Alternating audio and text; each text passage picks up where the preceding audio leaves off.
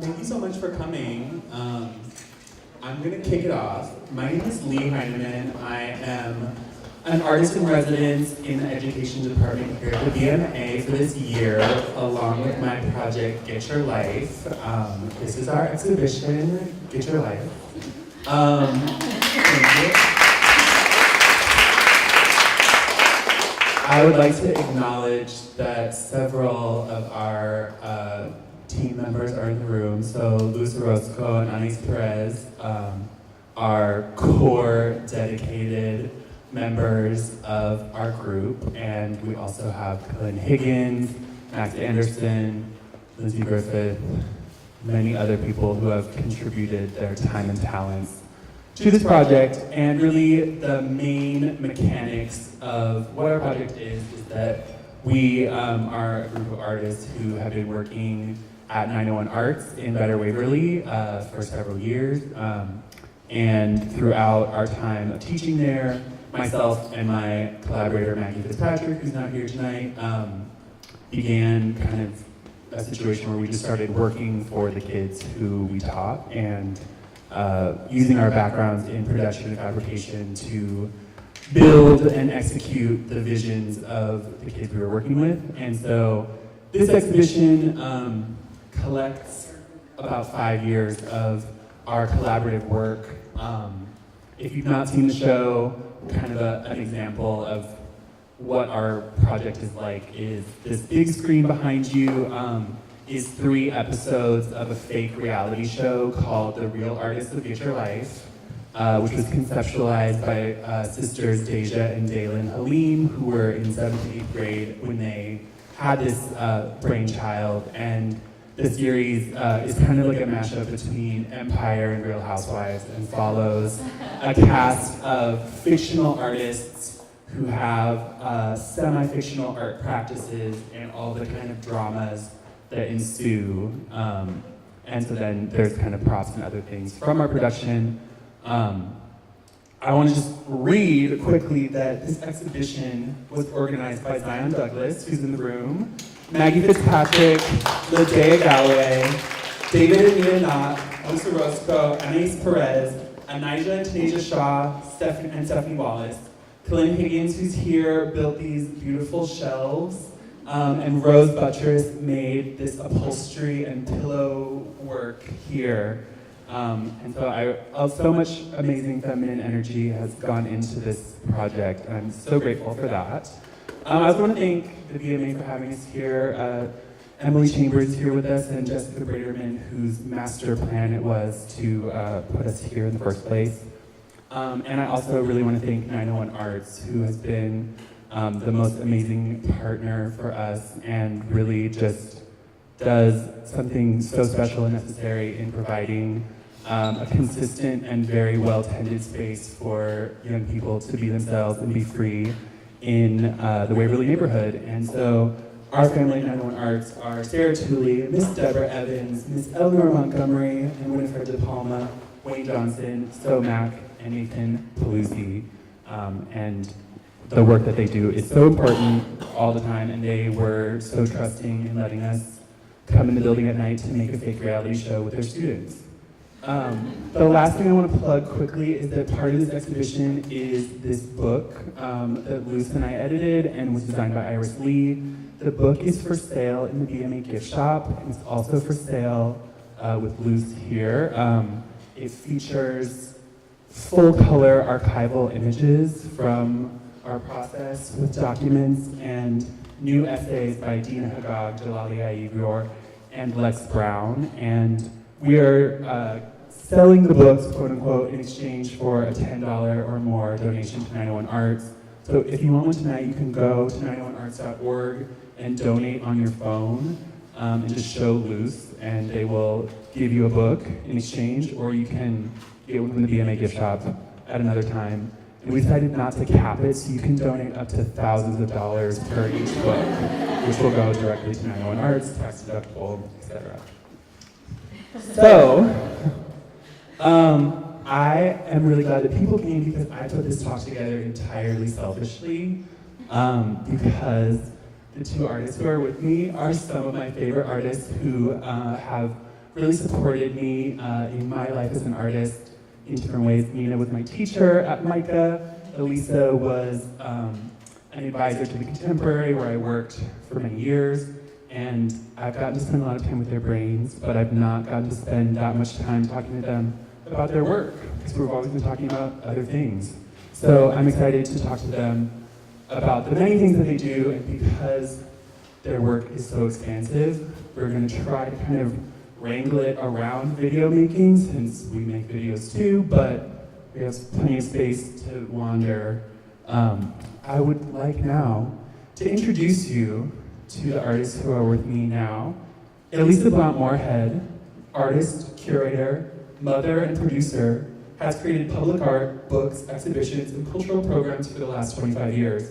She co-founded Red Clay Arts in New York City and has co-produced and curated over 20 exhibitions and multimedia projects, including Random Occurrences, Catcalls, Street Harassment Project, Practicum, Funk God Jazz Medicine presented by Creative Time and Louisville Heritage Center, and the 26th iteration of Art in Odd Places, Race. She's been awarded many fellowships and prizes, including the 2018 United States Artists Fellowship in Film and a 2019 Creative Capital Award. She's a creative partner with Malik Saeed and Arthur Jaffa in TNEG, and her work is featured in the new anthology, How We Fight White Supremacy, a field guide to Black resistance, due out in March 2019, which is tomorrow. Amongst many other things. And Dr. Mina Cheon is a Korean-American global new media artist, scholar, and educator who divides her time between Korea and the United States.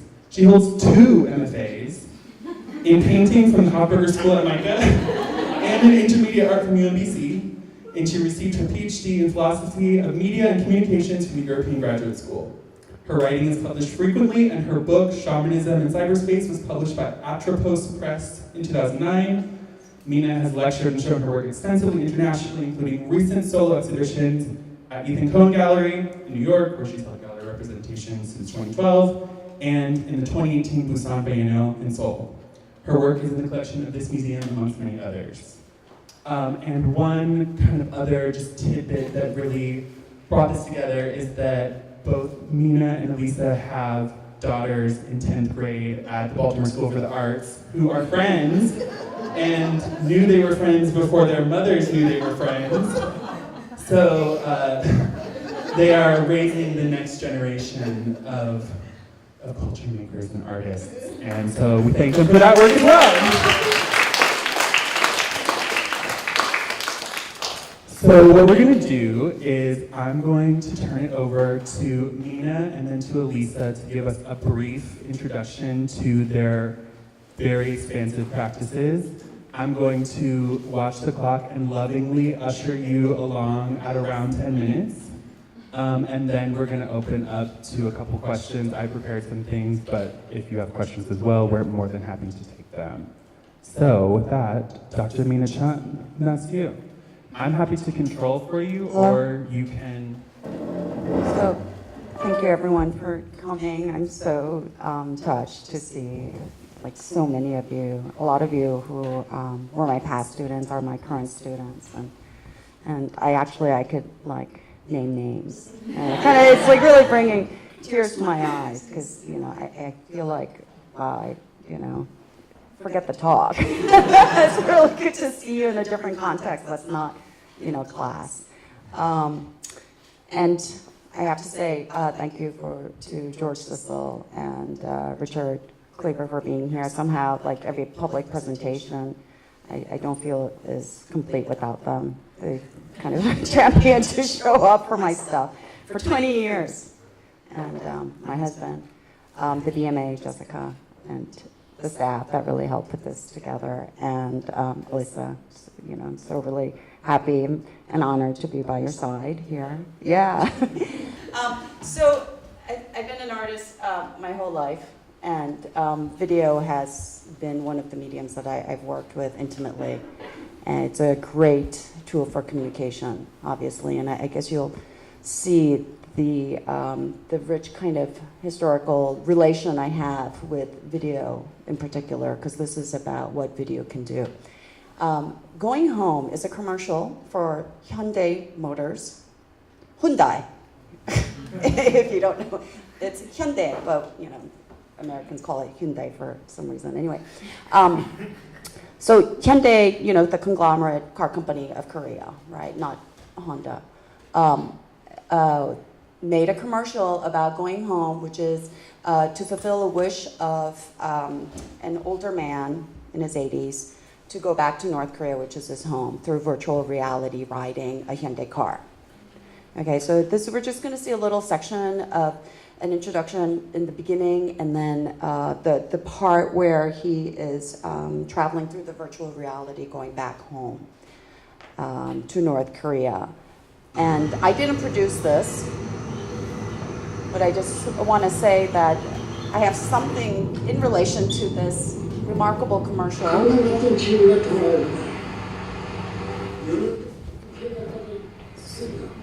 So this is, what did I say, 88? Yeah. So he's talking about his recollection of his home. And he's describing it, and then he works with a creative team in kind of reimagining from his memory the home. Yeah, this is the team, and he's describing it, and they're building it in 3D virtual reality space, right? And that's the car that is with the GPS he punches the address, and he gets to actually travel all the way back to North Korea. And he's there, he's crying, he's calling for his mother, right? The return is always about going back to the mom, right? The womb, the country. And there he is. So this is just a commercial, and it's to advertise, the brilliance of Hyundai and the attitude of future, what the future could deliver, and how unification is like on the horizon, right? The reason this is kind of important to me is because it was my uncle who was the creative director for this, and the man is not my grandfather, but it was done in memory of my grandfather. So my uncle made this commercial to bring his father back home to North Korea. And I think for anyone who's Korean, that kind of hits really hard. But I just cry every time I see this. Okay, and then so one thing, that's what the imagination can do, right? So in memory of my grandfather, my uncle brought him back to North Korea, right? Because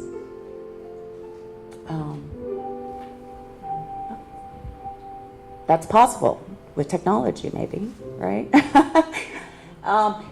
And what I've been doing, an introduction to the kind of work that I've been doing, is we've been using video from the Mina Cheon studio, where as Professor Kim Il-sung, who is an alter ego of my North Korean Professor Kim, who speaks pretty good English, is creating an art history lesson. And this is art history on the theme of technology. My name is Professor Kim, and I am here to teach you art history. Lesson on art and technology. Did you know that in ancient Greece, art and technology was the same thing? It was called technique, art, craft, technology. Same thing, one thing. So when we think about technology influence in art, we must also understand art's influence on technology. A very famous South Korean artist became international with his use of technology. His name is Nam Joon Paek, or in Korean, Paek Nam Joon. And he was famous for making video art. Art with technique. He made art that used technique to turn around like Marcel Duchamp. The way that Marcel Duchamp turned around the fountain. Do you remember? Okay, so what's going on here is while the theme is on technology, and it's an art history lesson.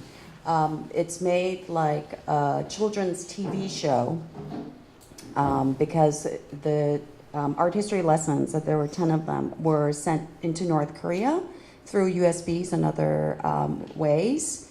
And so North Korean citizens would be able to watch this sort of, at their home.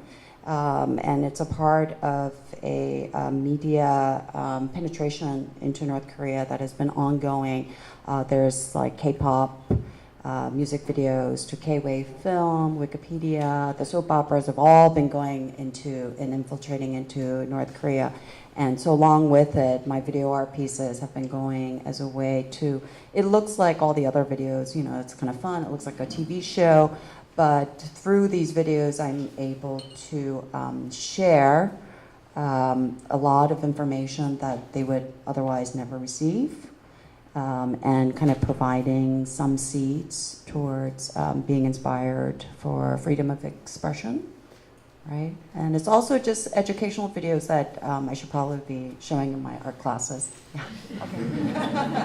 Yeah, thank you. Got all of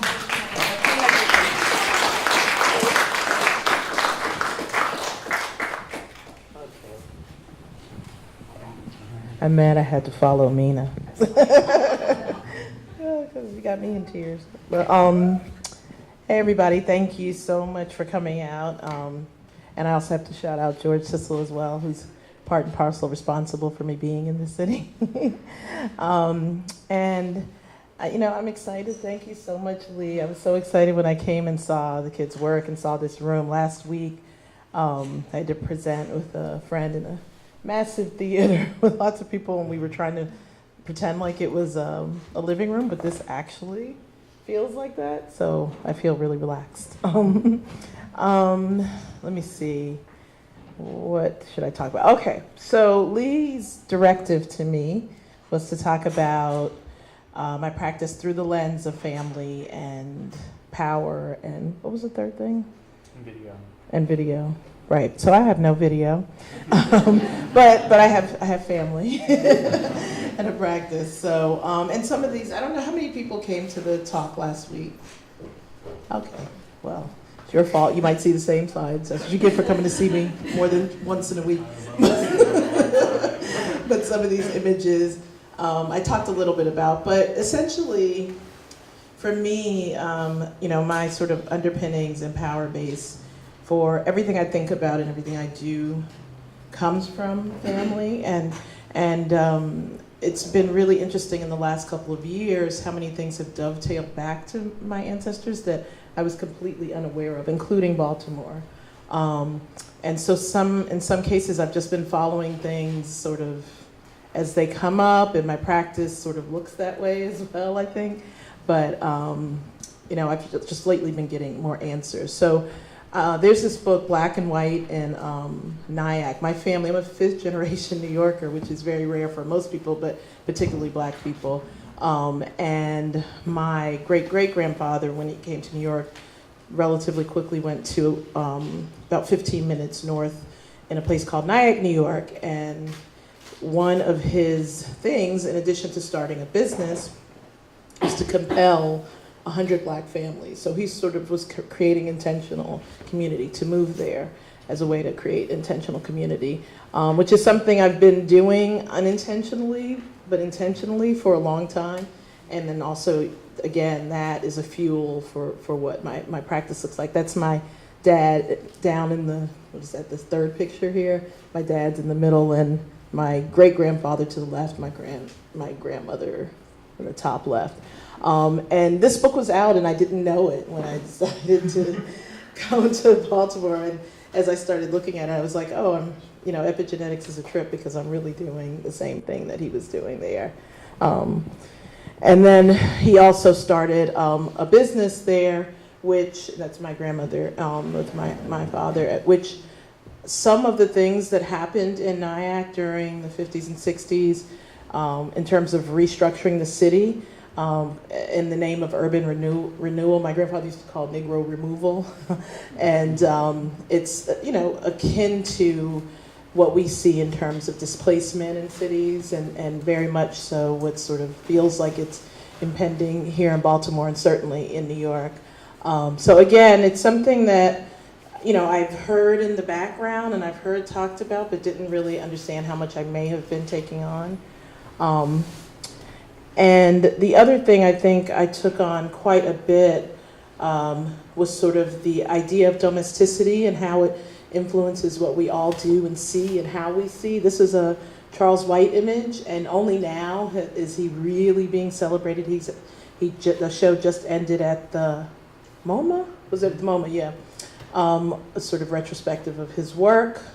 And this was, you know, my grandparents' living room growing up, and it was always called me, and I eventually got the painting from them, and it's in my house now. But it was, again, something I related to on an obvious personal level, but also in terms of, you know, the formal work itself was just, you know, always blown away by, you know, the way he made marks. And again, you know, sort of self-determination and agency is, you know, something that I've really took for granted. And like most things, you don't have to think about them until they aren't the case anymore. My friend Rashida Bumray and I always talk about, when did you become Black? And I was like, when you encounter whiteness, you know? And so that, before that, and I'm sure, you know, Mina, you can relate to this, it's out of context. You're just, you know, you're Mina, the art maker. So, you know, and I have a rich tradition of that. That's my mom on the left in Harlem. And, you know, I've seen this picture a million times, but really zeroing in on the women in the background, and even her having a Black doll that was manufactured, not handmade, in the early 50s, speaks to an intentionality, but also pretty much, you know, something that she can take for granted in terms of matter-of-factness, and the matter-of-factness is what I recognize as intense privilege. And on the right is my great-grandparents, you know, their in-laws, my great-grandmother, who was really like my running partner when she was still here, and my great-grandfather, who died before I was born. In the foreground and background of my grandparents. And so again, this Black quotidian life, this sort of day-to-day matter-of-factness is what I think is often not presented in media in particular, and in moving images. I often sit and wonder, you know, how did enslaved Africans here move or dance or, you know, relate to each other. So in fact, I'm working on a project which I hope will happen in the next couple of years with Leslie Hewitt, that captures some video from the 80s that really just is stunning. It's mesmerizing to watch because, you know, even gestures and things like that that were happening then aren't necessarily happening in the same way now. So, you know, we do have still images, but of course we weren't completely in control of our images, and in many cases video and film was used to malign us. So I recently did a film project where I had to detail some very specific clothing items and domestic items that were ubiquitous in Black houses, and in my house in particular, and stock footage didn't have it. There was just no places to find it when I was trying to mine for a production designer, and it was really amazing. And I had to go back to family images and people's home images to really try to figure out what these items were. And like I said, these are ubiquitous items to us, but they're not important to people who have been in control of mainstream images. So. And I'm sorry, this is a biography. I'll go quick through this. I know what to do. So this is me, and, you know, like 15. I know we were going to talk to students here. So there's kids here, and I went to what's now School of the Arts. Then it started in a house, in the warehouse, and then it became Duke Ellington School of the Arts. So that's me doing audio editing with, like, you know, razor and tape, pre-digital millennials. And the thing I want to say about that image is that for me, audio was first. We didn't even have a television, or, you know, and films didn't come out as often as they do now. And they certainly weren't in the house. We didn't have VHS in the olden times. And so my parents were sort of political and very specific about not, you know, having a lot of television, things like that around. So all my early influences were audio. And I had to sort of imagine a lot through, so audio was sort of my first introduction to video in a way. And so album cover art was very influential to me and kind of my first ideas, if I have to think about it. My sister and I still communicate about album cover art. We don't know the names of songs or artists, but she'll say, "Do you have the Lip album?" And it's like Shaka Khan's album. She had big lip, or or she'll say there's a rap group, and the cover of it. He had the album Friends. How many of us have them? You guys probably know them. But the album cover is a guy, Jalil. She goes, "Do you have that album cover with Jalil looking at me?" And so you just sit there and imagine he was in love with you. And so literally, album covers and music were like our television, audio, visual. That's Abraxas, Miles Davis. To me, these were renderings of dignity that sort of matched the sound and the oral quality of what people were giving.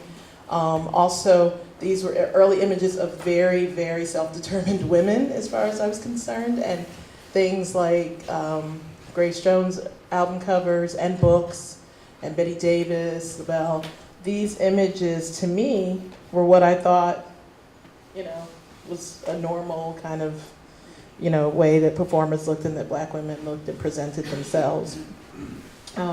In addition to that, I was very interested in both how we presented ourselves and then also how we showed up through other lenses like Carrie James Marshall and Afrocobra at the time, and how we were being rendered. This is Ming Smith, who not only was capturing, to me, an incredible kind of quotidian life thing, but she was also capturing the ethereal, which was also a very exciting thing for me to think about. Again, when you're not preoccupied with identity politics or someone else's identity politics for you when you're a child, you could, I think, focus on the details and the nuances, and so kind of otherworldliness. And this is Sun Ra was another sort of format that I kind of wanted to dwell in.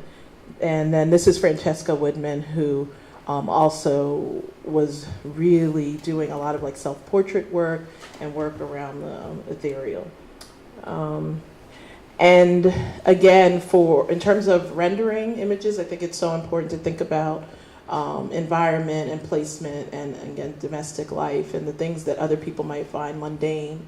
And this is Romare Bearden, and I just remember this image because it, while very abstract, obviously, really for me represented the block.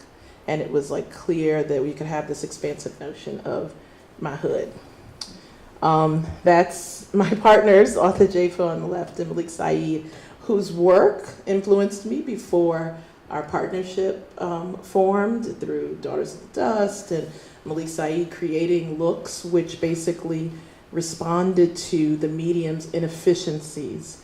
The inadequacy of film to render dark skin was, sort of well known and understood, but they, to me, because they both were trained as DPs, were scientists in terms of being able to not just crack a code to be a part of something, but to really try to move past the medium and the politics of film. And so, for example, instead of trying to lighten skin as a way to render it and overlight it, Malik Saeed was darkening it and then working with specular highlights as a way to perceive us, and also, too, a way to speak to who we are intrinsically.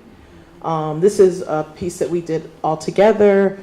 Again, where everything we do with TNEG is the name of my organization. This was a video for a music artist, but everything we do. Not just a music artist. Please name drop. I will not.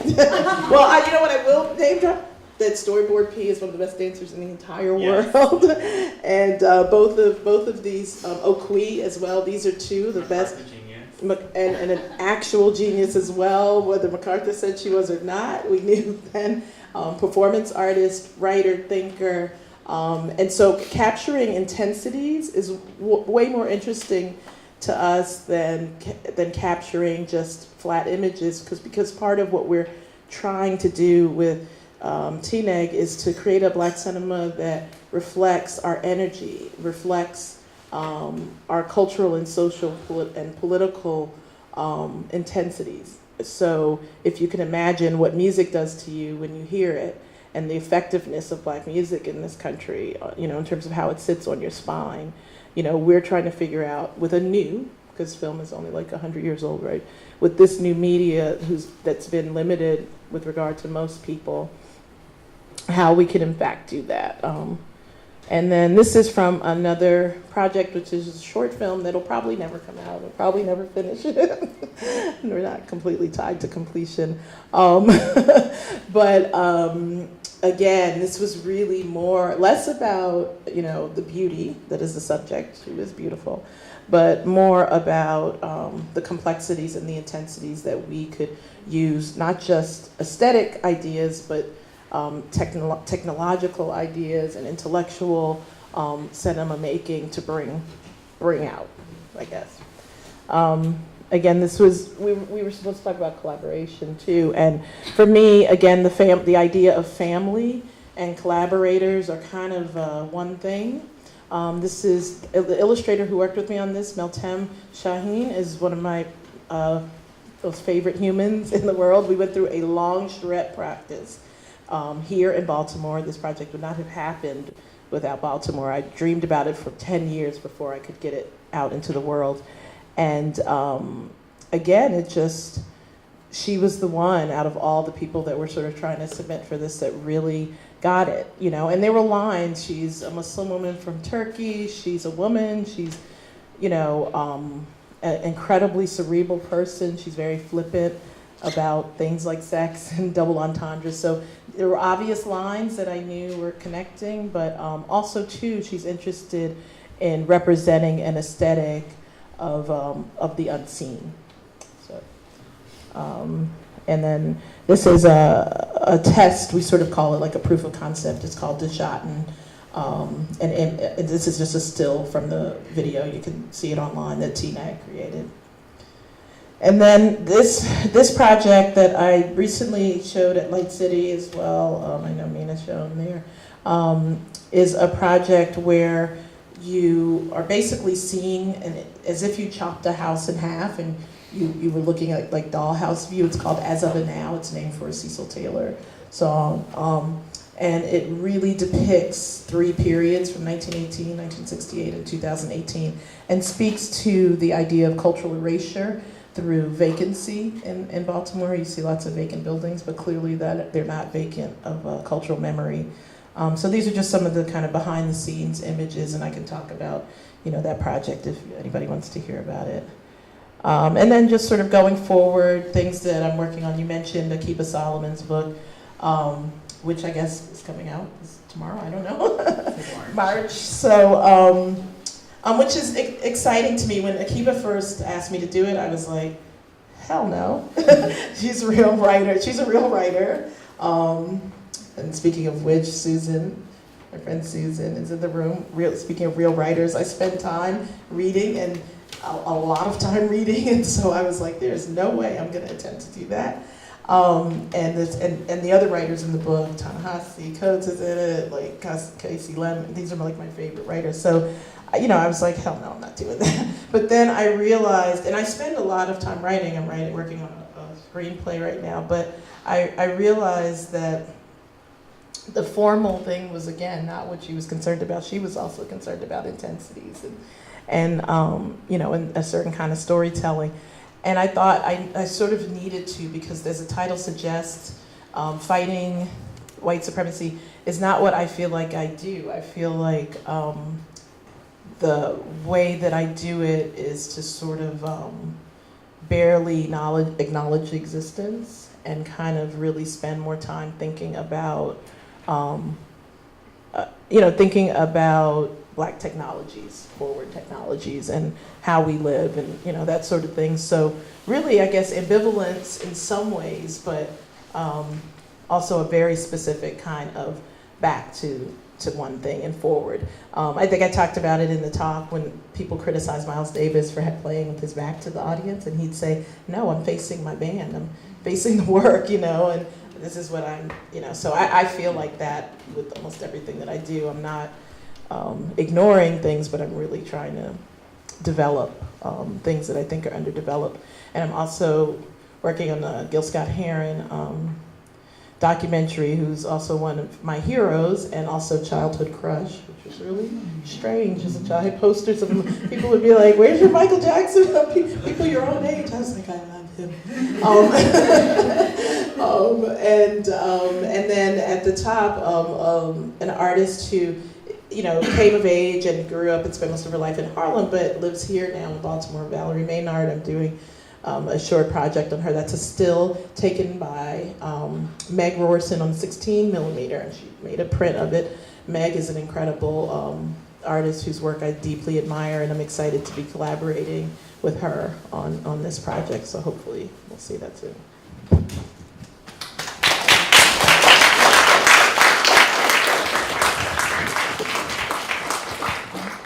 Thank you both. So this is a very tip of the iceberg for both of you who live many lives and do many things.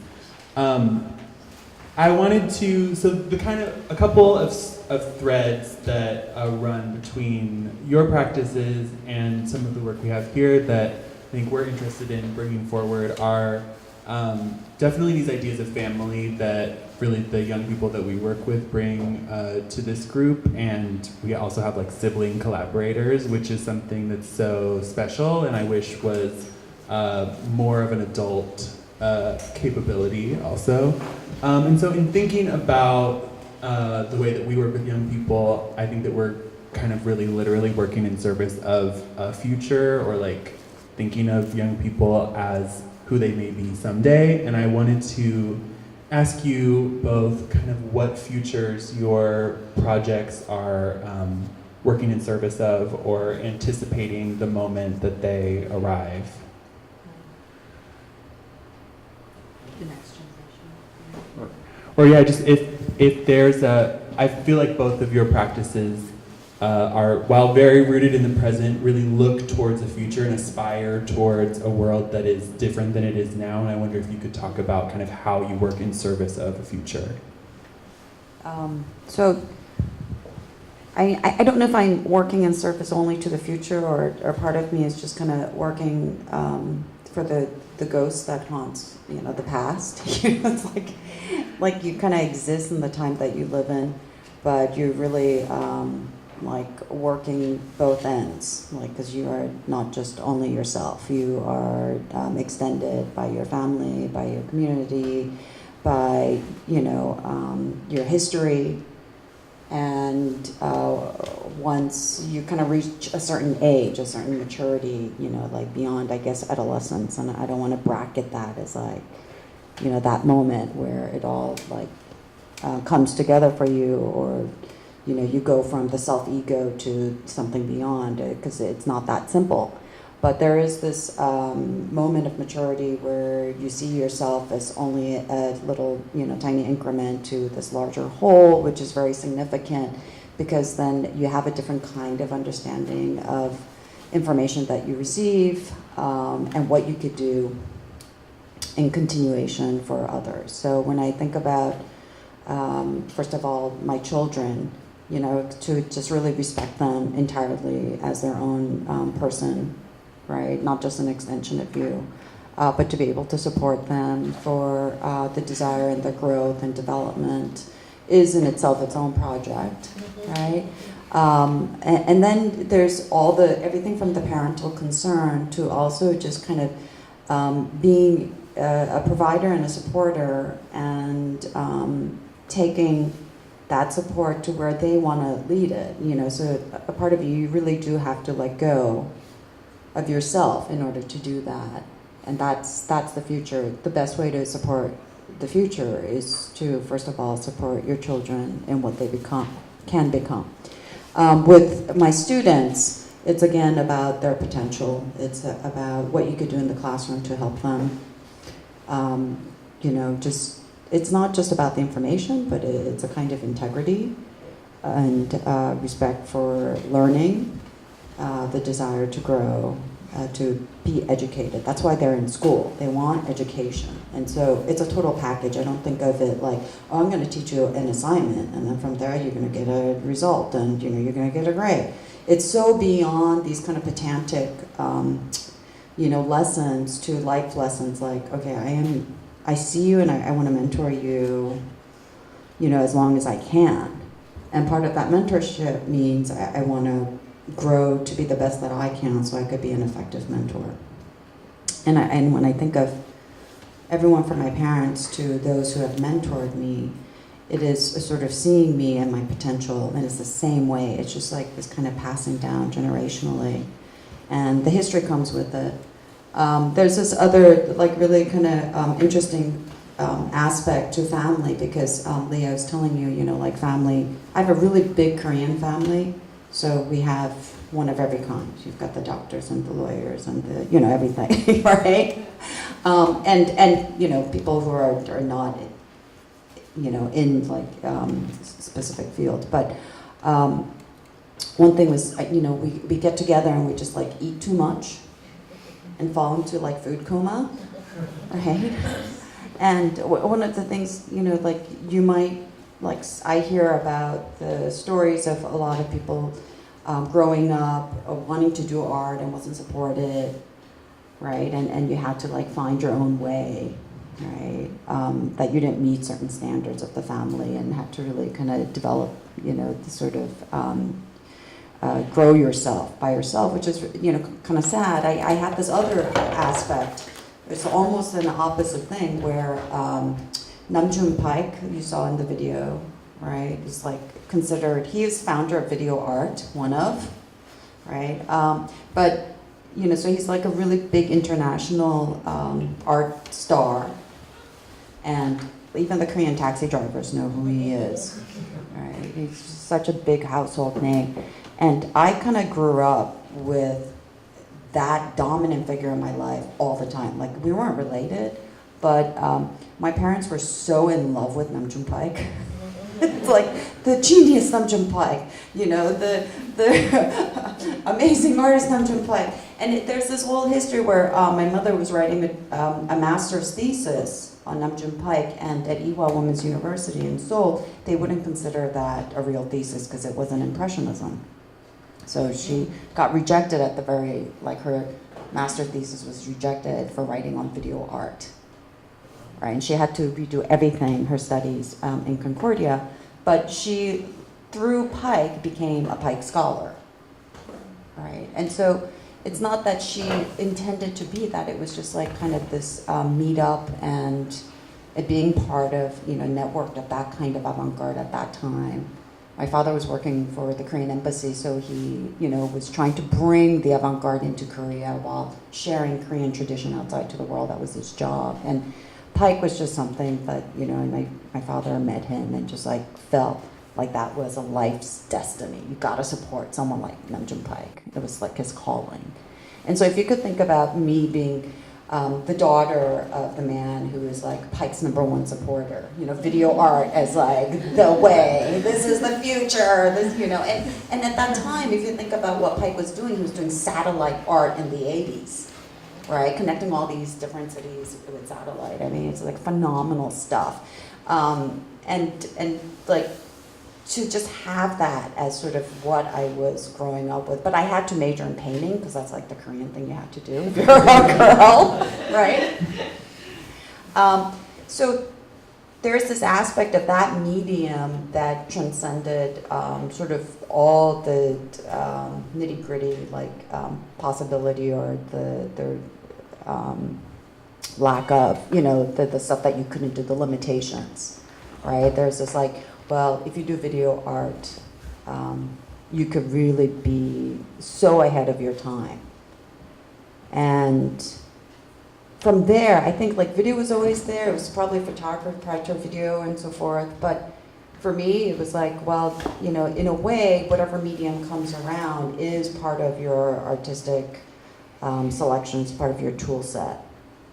Right, and like, yes, you do have to master it, but like you have to kind of master content and message making and delivery, right? And the technology is just always changing, and video has just been extremely flexible, multi-platform, like deliverable, accessible, and compressible, all that stuff. And with it, the message is not just what I'm saying, but it's a kind of, again, that historic delivery of like all the spirits, all the ghosts, all the histories, you know, I'm talking about like my uncle who made that film with that commercial on behalf of my grandfather who's dead. I never met him, right? But through the power of the image, you know, I am able to transpose and really kind of recognize the powerful meaning of a memory, right? And also historic trauma, yeah. And so when I'm thinking about Sasha,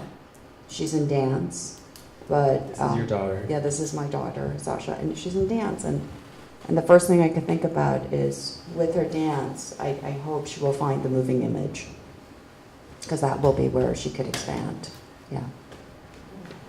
Yeah, that's you know, the artist storyboard, part of why he calls himself that is because he thinks of his gesticulations as like storyboards, like cinematic, the movement. Thinking about your daughter dancing. But what was your question?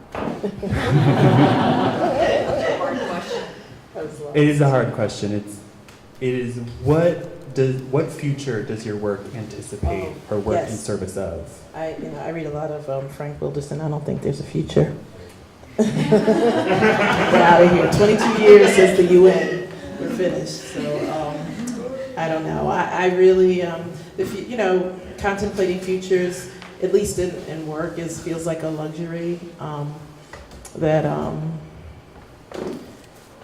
I'm not intentionally engaged with in that way. But you know, there's this writing by Sekou Sundiata that I did a short film on Paul Coates, who's a fantastic, amazing human being and has the biggest Black publishing company, I think, in the U.S. It was Ta-Nehisi's father here in Baltimore, and he was quoting Sekou and reminded me of it, that in short, we are just something that our ancestors dreamed up.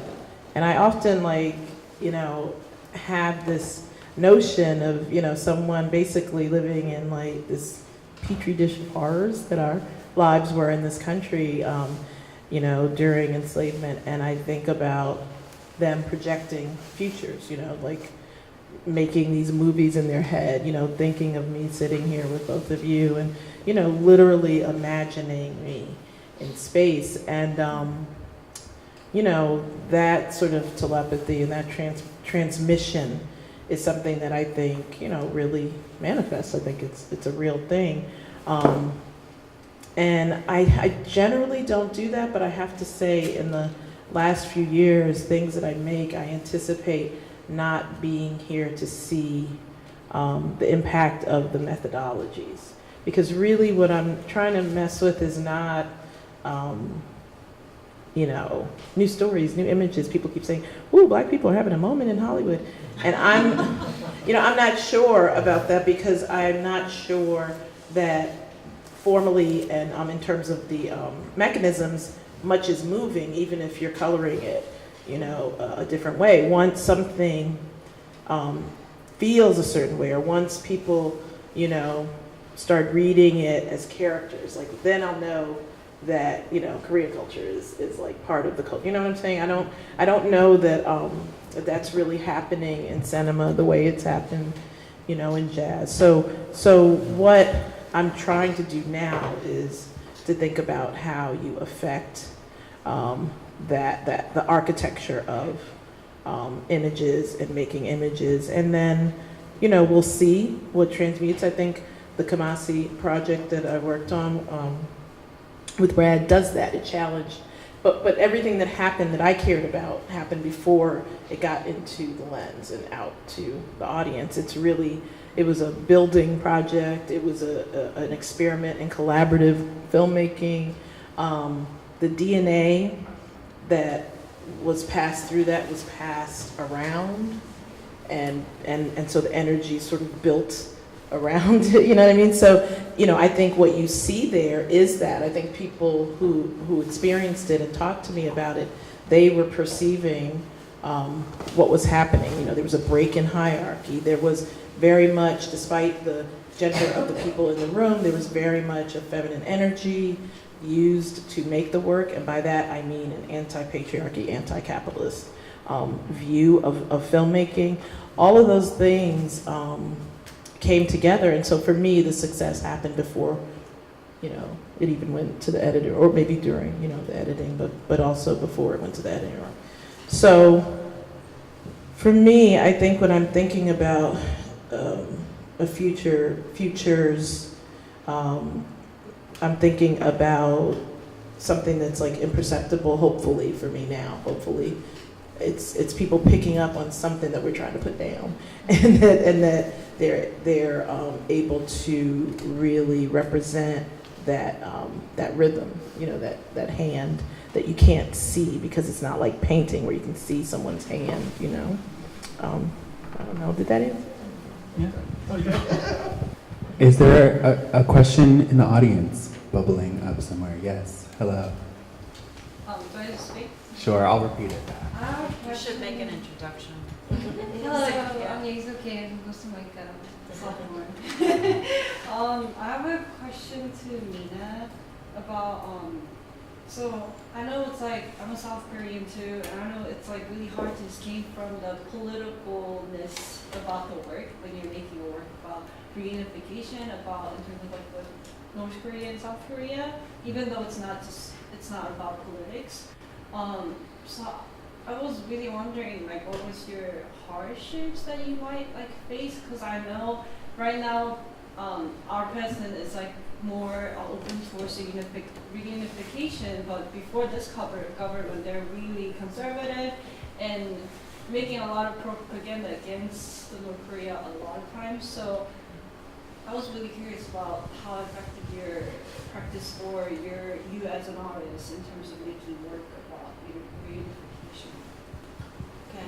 So I think, you know, there was a point where I was feeling like I might be endangered. Like I was definitely in a blacklist or something, like, you know, whatever.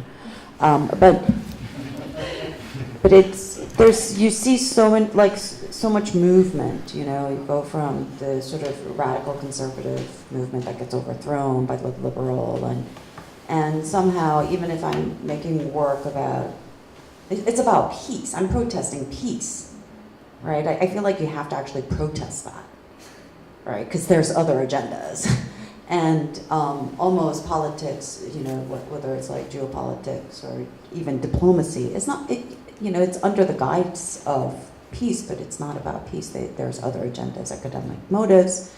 You know, just real estate, right? So whatever else is going on. Why do we have to, like, you know, post Vietnam War have a protest on peace? You know, why is that a continuation as a theme? It's because that's sort of possibly it just doesn't register as a viable motive, right? If there's peace on earth, then I don't know, right? Does the business, the economic world, you know, crumble because there is no real business? Who knows, right? So when I say it's peace, wherever I'm exhibiting, there's different like response. And there was a time when I had a red wall, and so the camera wouldn't, you know, capture that. That was in Korea. And then when I would bring some of the Korean concerns to the U.S., nobody understood that. It was only like after North Korea, like, just, you know, became so ridiculous, everybody's paying attention, right? And of course, a lot of Koreans don't think North Korea is that ridiculous. This is all made up by media, right? The extremity and a kind of a view of who they are. But Koreans have a very complicated relation to North Korea, and you could understand that after, you know, thousands of years. The separation has been 70 years, so it's really minuscule. So within the South Korean, based on which province you're in, your work could be received positively or negatively. this time when I had 100,000 choco pies, which was a symbol of unification. It's the #1 smuggled good in North Korea that has been kind of, become a kind of signature symbol for loving exchanges that has existed between North and South Korea for a long time. And all this symbol of freedom, because like a North Korean soldier ran through the DMZ and got shot at, but when he woke up from surgery, his first thing he said was, "I want to eat choco pie." Yeah, it's just like these, biscuits. It's like made in the South, loved in the North. Putin loves it, like everybody loves choco pie. But when I had an exhibition of choco pie, the waves, the South Korean waves towards unification, because the president was on his way to Pyongyang, it was just like at the right moment, right? It was a really kind of nice political decoy to kind of show up and eat a choco pie before he jets off to Pyongyang, right? And while there was like a big bubble surrounding that event, I'm just kind of managing the work, because the videos were still going into North Korea. Like I do this thing where every time I have an exhibition, the videos are meant to be active. But the attention wasn't on that. It was about, consuming choco pie. Like how many can you eat in one sitting? And so I think I was making political pop artwork, as I, talk about it, as polypop for, a very long time, even before it was considered art. The contemporary art scene in Korea found it, too either archival or literal or, something else. It wasn't contemporary enough. It didn't meet the international standard. I was making it when, it wasn't headline news, in the United States either. Just every once in a while it would match up, right? Sync up to a news of the time. And then it just happens to kind of float at the right moment of the attitude, I guess, South Koreans thank Trump for the opening of the Koreas. But this new inter-Korea relations and efforts towards denuclearization and everything is sort of happening at the cusp where I'm just producing a lot of work, right? And it happens to be sort of this ongoing chant towards peace. And it's so multifaceted, and even like my gallerist, he has a hard time explaining it. There's so many different layers. There's like this art persona and another persona, extended persona, and she's dreaming, she's like painting an abstraction in her dreams, because that's the only way that you could, be liberated from the North Korean regime. There's this education component where you're like, I'm educating North Koreans, but then it's smuggled in. And it's so multifaceted, and there's the choco pie stuff and stuff, that the comments have just kind of been coming all over the place. But I did feel a real sense of danger when a lot of my support got dropped, and that was at the height of Trump, the escalation of the war of the words between Trump and Kim Jong-un, and with like all the stuff, the escalation. I did get Anush knows some of this because he was in the studio working. I got some of my main supporters and patrons that I've cultivated had to drop me because of those kind of the situation. Major foundations, NGOs had to drop me because of the kind of work that I was doing. It's just too dangerous. Just don't touch it. Or I can't support it, can't sign their name on it. And then we just persevered. We found alternate solution, which ended up being better solutions. Right, we went directly to North Korean defectors in South Korea to help in mobilizing the work and sending it into North Korea. But I was scared for a moment, and so I was like, okay, well, I better get my U.S. citizenship right now before I get thrown out. And so I did the whole application, and then I couldn't make my way to the interview. I was like, how could I be a Korean artist making art dedicated to Korea and flop, now I'm American. That didn't feel right either. So yeah. So it is a lot of changes, yeah. You can have the dual citizenship? Yeah, not in my case. My children can, but not in my case, yeah. We have time for one more question. And I have one if no one else does. But.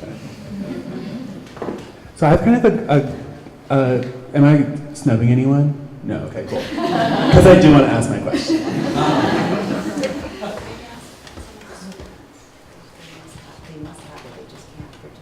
Well, I have a good one.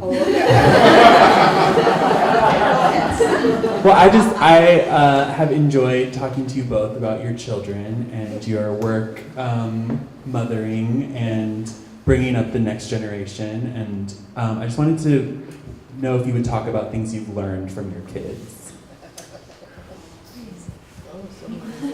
You know, I mean, that's daily, right? And I was thinking when you were saying we were raising 2 teenagers, we're like, no, they're raising us. Like, it's very clear to me. I mean, there's a ton of things.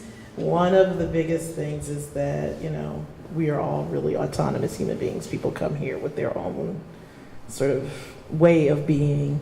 You know, I try to blame it on astrology, but it falls short. But the other day I was talking to my 10-year-old, he found some rock and has decided like that's his pet rock.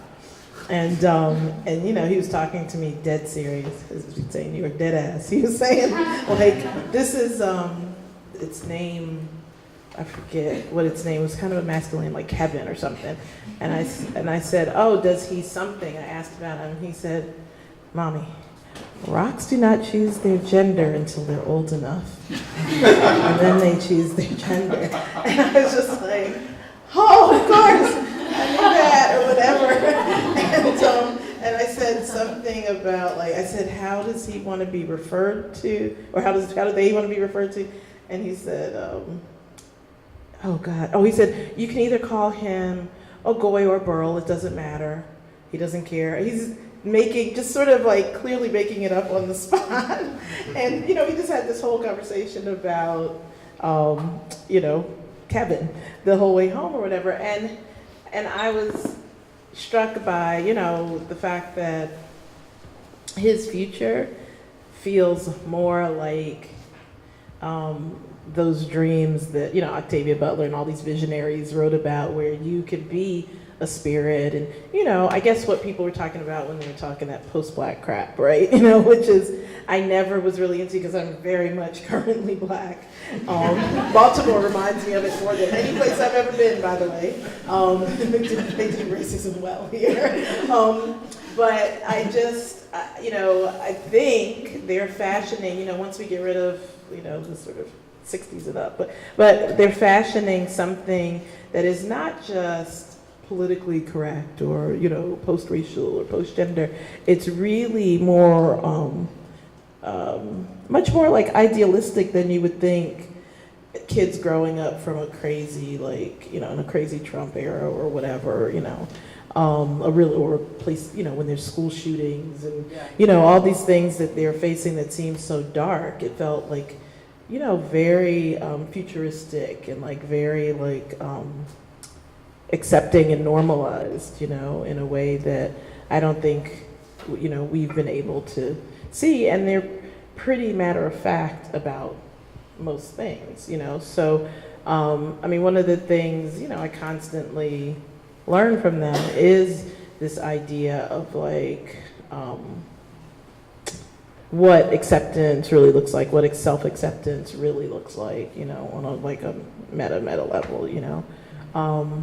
You know, in addition to all sorts of other stuff, but they really have the proper vocabulary to maybe transcend their bodies and transcend like their being. I agree. Yeah, totally agree. So my husband Gabriel Croce is here, and we've collaborated on arts and architecture projects as well. But sometimes you know, people would say your masterpiece and your collaboration are your children. Right? You know, it's like, and why didn't you have more kids?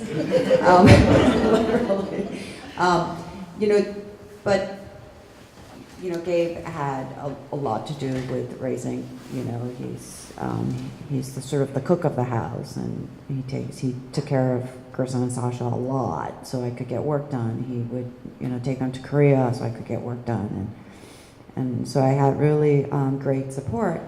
One thing is that But Sasha, I think Sasha somehow genetically received Gabriel's optimism, you know, in a magnified way. So it's just so resilient, like nothing brings her down. And she has the social intelligence is, you know, I just sort of see how she processes things. And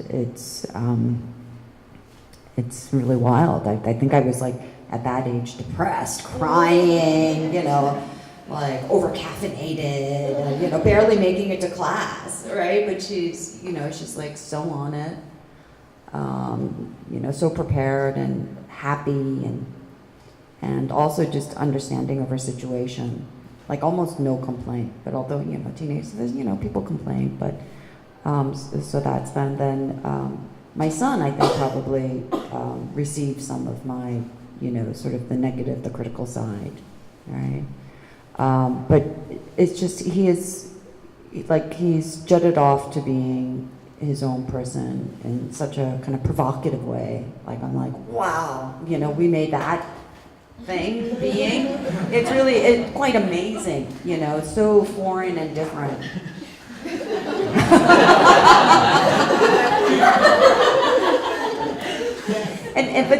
And I want to point out their relation to media. Like, it's always helpful because I'm supposed to be like the media professor, right? And it's just like, hey, Ches, what's that called? Oh yeah, Mesha. Oh yeah, that thing.